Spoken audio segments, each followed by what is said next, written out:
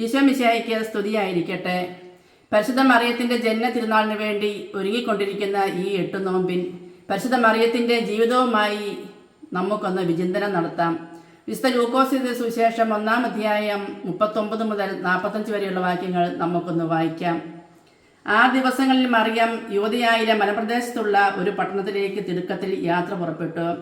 അവൾ സക്രിയയുടെ വീട്ടിൽ പ്രവേശിച്ച് എലിസബത്തിനെ അഭിവാദനം ചെയ്തു. മറിയത്തിന്റെ അഭിവാദനം കേട്ടപ്പോൾ എലിസബത്തിന്റെ ഉദരത്തിൽ ശിശു കുതിച്ചു ചാടി. എലിസബത്ത് പരിശുദ്ധാത്മാവ് നിറഞ്ഞവളായി. അവൾ ഉദ്ഘോഷിച്ചു, നീ സ്ത്രീകളിൽ അനുഗ്രഹീതയാണ്, നിന്റെ ഉദരഫലവും അനുഗ്രഹീതം. എൻ്റെ കർത്താവിൻ്റെ അമ്മ, എൻ്റെ അടുത്ത് വരുവാനുള്ള ഈ ഭാഗ്യം എനിക്ക് എവിടെ നിന്ന്? ഇതാ നിന്റെ അഭിവാദന സ്വരം എൻ്റെ ചെവികളിൽ പതിച്ചപ്പോൾ ശിശു എൻ്റെ ഉദരത്തിൽ സന്തോഷത്താൽ കുതിച്ചു ചാടി. കർത്താവ് അരുളി ചെയ്ത കാര്യങ്ങൾ നിറവേറുമെന്ന് വിശ്വസിച്ചവൾ ഭാഗ്യവതി. ഞാൻ മെച്ചപ്പെട്ട സാഹചര്യത്തിൽ ജീവിക്കുമ്പോഴും മറ്റുള്ളവരുടെ ആവശ്യങ്ങൾ കണ്ടറിഞ്ഞ് അവരെ സഹായിക്കുവാനും അവരുടെ കൂടെ ആയിരിക്കുവാനും പരിശുദ്ധ അമ്മ സമയം കണ്ടെത്തിയിരുന്നു. നമ്മുടെ ജീവിതവുമായി പരിശോധിച്ചാൽ മറ്റുള്ളവരെ സഹായിക്കാനുള്ള മനസ്സ് ഉണ്ടോ എന്ന് നമുക്കൊന്ന് ചിന്തിക്കാം.